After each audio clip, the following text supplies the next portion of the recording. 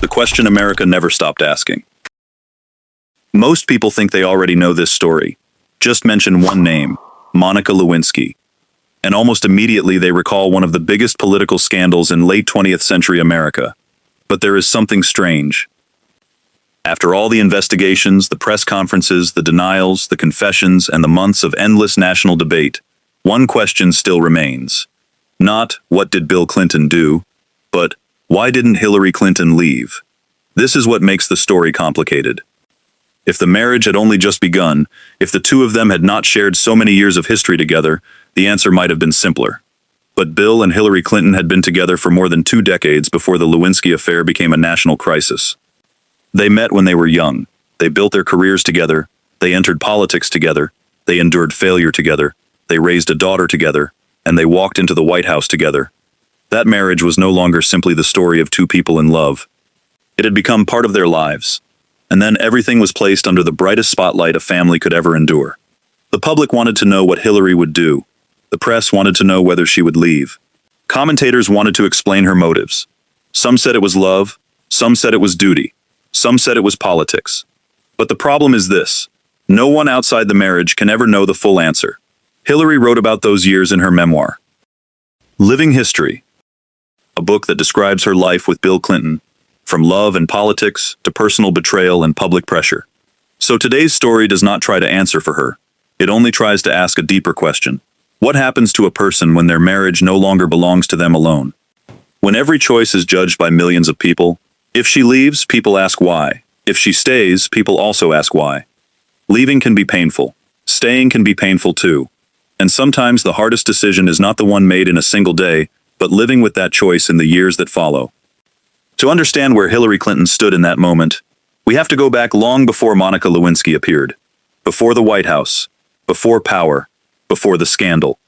When Bill Clinton and Hillary Rodham were just two young people trying to figure out who they wanted to become. Part 1. Before they became the Clintons. To understand why someone might stay after a crisis like this, we first have to understand why they chose each other. Bill Clinton and Hillary Rodham met at Yale Law School in the early 1970s. It was a time when America was changing very fast. The Vietnam War, the Civil Rights Movement, the Women's Movement. A young generation began questioning things the previous generation had taken for granted. And both Bill and Hillary were drawn into those questions. Bill Clinton came from Arkansas. He had a special gift for connecting with people. He loved talking to others, loved politics, loved debate, and possessed a charisma that made the person in front of him feel seen. Hillary Rodham was different. She stood out for her sharp mind, her reasoning, and her ability to argue. She did not want to stand merely beside an ambitious man. She had ambitions of her own. This is a very important point if we want to understand the marriage that followed. Hillary did not enter Bill's life as a woman who only wanted to become the wife of a politician. She already had her own path. She had education. She had a profession. She had political views. She had ambitions to create social impact. Even her memoir places great emphasis on the process of her searching for her own voice and identity. And perhaps that is exactly what created the attraction between them. They did not only see affection in each other, they saw someone who could understand the world they were trying to build. Bill saw in Hillary an extraordinary intellect. Hillary saw in Bill a gift for connecting with people that she did not share. Two different personalities, but oriented toward the same thing. They believed politics could change lives. And from there, their relationship gradually transformed from personal affection into a very deep partnership. After they married, they returned to Arkansas together. Bill entered politics. Hillary continued her legal career. And this is when something very special began to form. They were no longer just husband and wife. They became people building a future together. Bill pursued politics. Hillary pursued her work and the social issues she cared about. The success of one increasingly related to the other. But that also created pressure. When one advanced, the other had to adapt. When one failed, the whole family felt the impact. And when a family enters politics, there is little private space left. Every word can be analyzed. Every decision can become a story. Every mistake can be used to judge both of them. For many years, Bill and Hillary learned to live in that environment. They went through campaigns together. Failures, victories, and finally Bill Clinton became President of the United States in 1993. That was the moment many people might have thought they had reached the peak. But power does not make private life simpler. It only makes every problem larger. A family problem can become a national problem. One person's mistake can become a burden for both. And when they stepped into the White House, they did not know that the greatest test of their marriage still lay ahead. Part 2. When power begins to change a marriage. Some marriages do not break because of a single moment. They change little by little. A business trip, a campaign, a long meeting, a day when one person is too busy to listen to the other, then another day, and another. Bill Clinton increasingly lived in the world of politics. Hillary also took on a larger role in public life. They did not only have to live with each other, they also had to live with the image of themselves in the public eye. That is a pressure very different from an ordinary family. Because if Bill Clinton failed, Hillary was affected. If Hillary was criticized, Bill was affected too. The two of them gradually became a shared political brand, even though each still had a separate identity.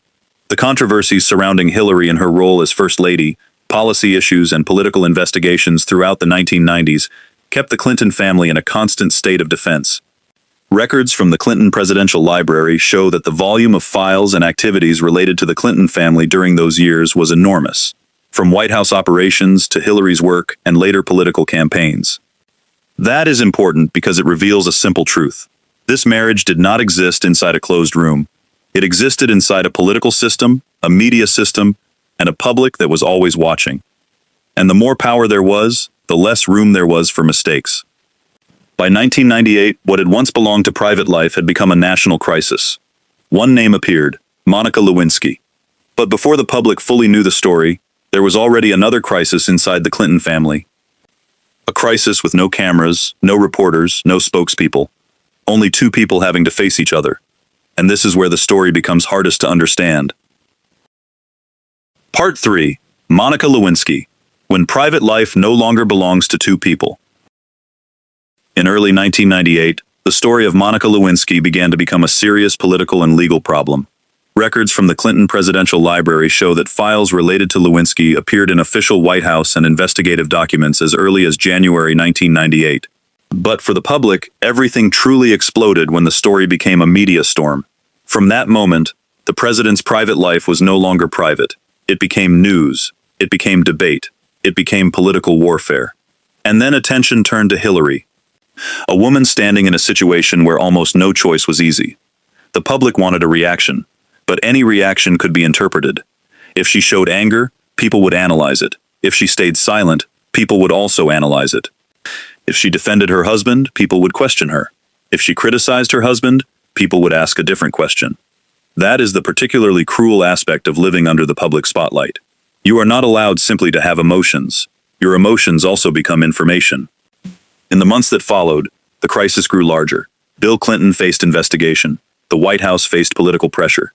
And eventually the entire country watched a president confront questions that had never been asked before. Peter Baker, in The Breach, Tom 1, describes the period from August 1998 to the Senate trial in early 1999 as one of the most intense political crises in modern American history. The book also records the moment Hillary learned that her husband would admit to the relationship with Lewinsky. But amid all of that, there was a very private question. What would Hillary do? And this is where we must be careful. We can know the events, but we cannot know the full emotional state of a person unless that person chooses to speak. We can know that Hillary continued the marriage. We can know that she once described that period as painful. We can know that she continued her career in public life. But we cannot step into the room where the two of them spoke to each other. We cannot hear every sentence. We cannot know exactly how many times they argued, how many times they fell silent, how many times they tried to start again. That is the part of the story that history can never fully record. And that is why the question, why didn't Hillary leave, cannot have a simple answer. Part 4. Why did Hillary stay? This is the part where many stories often make a mistake. They try to find a single reason: power, money, children, career, love, or political ambition. But a marriage that has lasted more than 20 years can rarely be explained by a single word. Hillary and Bill had more than 2 decades of shared history before the Lewinsky crisis occurred. That is a very long time. Long enough that two people no longer share only love, they share memories, family, friends, careers, failures, successes, and a life that has been built step by step. In Living history. Hillary described a life shared with Bill Clinton over many decades, while also acknowledging the personal betrayal and public pressure the marriage had to endure. That gives us an important perspective. Perhaps Hillary did not see the crisis as an isolated event. Perhaps she saw it within the entire history of the marriage. An outsider may see one action, but the person inside sees an entire life. This is not a defense of Bill Clinton, nor is it a condemnation of Hillary Clinton. It is simply the difference between how an outsider looks at a marriage and how the people inside experience it. There is another point that needs to be remembered. Hillary was not a woman who lacked the ability to stand on her own 2 feet. She had her own career long before Bill Clinton became president. She was a lawyer, a policy advocate, and later continued to build her own political career. Living history also emphasizes the process by which she shaped her own voice and identity. Therefore, her decision to stay cannot simply be explained by the idea that she could not live without her husband. That does not match the person her own history reveals. So what was it then? Perhaps the answer lies in complexity. Family may have been part of it. Shared history may have been part of it.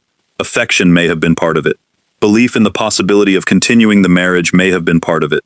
And there may have been private reasons we will never know. What is noteworthy is that Hillary did not choose to turn herself into a public victim. She continued her life. She continued her career. She continued to appear in public. And over time, she continued to build an identity that went beyond the role of Bill Clinton's wife. That may have been a survival mechanism. When your life is defined by a crisis, one way to keep living is not to allow that crisis to become the entirety of who you are. And this is perhaps the deepest part of the story. Staying does not necessarily mean everything has been forgiven immediately. Staying also does not mean the wound disappears. A person can stay and still hurt, can love and still be angry, can forgive in part and still remember, can continue the marriage but never return to exactly the same person they were before. That is the part the public finds very hard to see, because television prefers clear moments, breakup, forgiveness, the end. But real life is rarely that clear. Sometimes a marriage continues not because every problem has been solved, but because 2 people decide that, despite everything, there is still something in their shared life worth continuing. We may agree with that decision, or we may not. But if we want to understand Hillary Clinton, perhaps we have to allow her the right to make a choice that we ourselves would not necessarily make. Part 5. The cost of staying. But staying does not mean the story is over. In reality, it may only be the beginning of a new chapter, because a crisis can last a few months, but its consequences can last decades. Hillary Clinton continued her political career. After leaving the White House, she became a U.S. Senator representing New York. Then she became Secretary of State, and later she entered a presidential campaign of her own. But the past did not disappear. Every time Hillary appeared in public, questions about Bill could return. Every time Bill appeared, the old story could be brought up again. An ordinary marriage can have a past, but their marriage had something different. Their past had been recorded by an entire nation.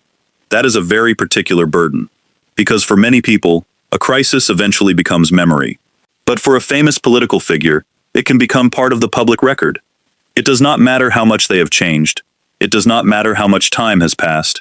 An old question can still appear. Have you forgiven him? How is your marriage now? Do you have any regrets? That is the price of living a private life under the public gaze. But perhaps the deeper cost lies elsewhere. When a marriage is defined by the public through a scandal, the people inside it may spend the rest of their lives trying to prove that the marriage was more than that. There are ordinary days, ordinary conversations, memories that have nothing to do with the scandal, a family, many years. But the public does not see those things. The public remembers the biggest moment. And sometimes that is what traps people inside their own past. Hillary kept walking forward, and that is perhaps the most remarkable thing. She did not allow the 1998 crisis to become the end of her life. It became one part of the story, but not the whole story. That is a very large difference. But final part, what we truly do not know. After nearly 3 decades, the question is still there. Why didn't Hillary Clinton leave? But perhaps in the end, this is not a question we have the right to answer for her. We can look at history. We can read memoirs. We can watch old interviews. We can study publicly available documents. But there will still be a part of that marriage that we will never know. Private conversations, private wounds, the times they tried to understand each other, the times they were disappointed, the moments they chose to continue. That is the most sacred part of a marriage, and it is also the part that the media can never fully own. Perhaps the most interesting lesson from the story of Bill and Hillary Clinton is not, "you should stay," or "you should leave," because there is no universal formula for every marriage. What is more worth reflecting on is that we often think we understand a life simply because we have seen a few of its moments. We see a scandal, and we think we understand a marriage. We see a woman stay, and we think we know why. But a person is always larger than their worst moment, and a marriage is always larger than a front-page headline. Bill Clinton had to live with the consequences of his choices. Hillary Clinton had to live with her choices. Monica Lewinsky also had to live with the consequences that event brought to her own life. No one walked out of this story completely intact. But perhaps the most important thing to remember is, people keep living. After the scandal, after the hurt, after the judgments, after the years when the whole world thought it already knew the entire story. And that is why this story still holds our curiosity. Not only because of Bill Clinton, not only because of Hillary Clinton, not only because of Monica Lewinsky, but because it touches a question that is familiar to all of us. When someone breaks our trust, what decides whether we stay or walk away? The answer is not always love. It is not always duty, and leaving is not always the strong choice. Sometimes people stay because they believe there is still something worth saving. Sometimes they leave because they realize that something no longer exists. And sometimes, only the people inside know why. Perhaps that is what we should remember when we look at someone else's marriage. Do not be too quick to think you know the whole story, because the most important things often do not appear on television. They do not appear in newspaper headlines, and they do not appear in the photographs the whole world sees. They exist in closed rooms, in conversations that last late into the night, in decisions that no one else has the right to make. And in the end, perhaps the question is no longer, why didn't Hillary Clinton leave? But, do we really understand a marriage only by what the world can see? Because some marriages survive things that seem impossible. Some marriages end even when everything looks perfect from the outside. And some people keep walking forward, carrying wounds no one else can see. The story of Bill and Hillary Clinton may still be debated for many years to come. But beneath all the political arguments, there are still two people who built a life together, and then had to decide what they would do with what had happened. And perhaps, that is the most human part of the story. If you were in that situation, what would you choose? To stay, or to leave? And more importantly, do you think an outsider truly has the right to judge that choice? Leave your thoughts, because sometimes, the answers we give about other people's lives say more about ourselves.